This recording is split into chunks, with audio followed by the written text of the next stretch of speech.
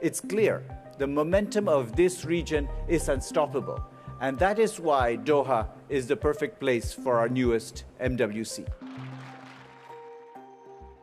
AI-powered networks, 5G innovations, smart city infrastructure, and IoT. GSMA's MWC series has arrived in Qatar and the atmosphere is electric. More than 400 billion euros. That's how much GSMA is forecasting for the mobile sector to contribute to the MENA economy by 2030. Can you tell us firstly, what does this expansion mean to GSMA, but also to Qatar and the region, a region you happen to know very well? The region is moving, and so there's a lot of energy. Digital transformation is happening here, and over the years, I would say the GCC region first, and the MENA region more broadly, have become, I would say, thought leaders as well.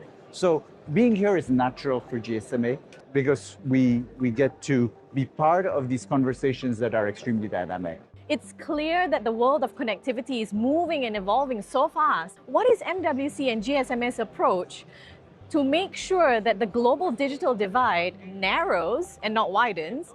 Today, there's 3 billion people who are within reach of a mobile signal.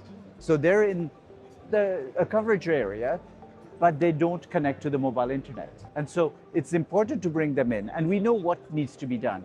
We need to get them affordable smartphones. We need to give them skills and training. They would contribute $3 trillion to the world's economies. It's actually a wasted opportunity for the whole planet for all these people to have access to digital tools to improve their lives and the economy.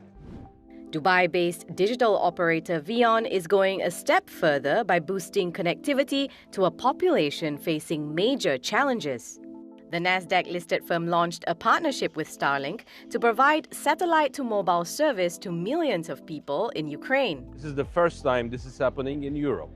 This constellation actually uses our spectrum and directly emits 4G coverage. So that's why any phone with 4G capabilities will be able to just see the sky and get connected. And in the first 24 hours after we activated the service, almost 500,000 people utilized this service. MWC25 Doha introduced an international platform called 4YFN to the region, a network of organizations aiming to support startups and entrepreneurs. It's where venture capital firm Utopia and its partner, Qatar Development Bank, launched Qatar's first AI-focused venture studio, simply called The Studio. We are co-building with domain experts, as well as re-engineering existing ventures to take them from idea stage to Series A in less than 24 months. So the venture studio is going to do these two things by providing all AI and tech stack support as infrastructure to these domain experts, as well as providing commercialization support to go-to-market support so that we can actually expand and facilitate that scalability for these companies across our geographies. 4YFN's pool of promising young founders is also where one of the world's most decorated football clubs, FC Barcelona, is scouting for talent through its sports innovation arm, Barça Innovation Hub. We have right now 16 portfolio companies with the ability to touch in any single corner of the club, from the sports performance, but also on the business side of things, treating our fans and our athletes with the best technology that we can develop.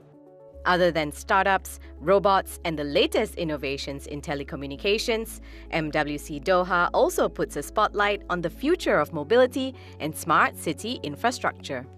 Cities will run on autonomous systems across the world. It's not only mobility, it's also healthcare, it's education. It will touch upon every single aspect of our life. On mobility, for example, we'll have AVs and autonomous metros and buses as the backbone of our mobility ecosystems. That's what we look forward here in the region.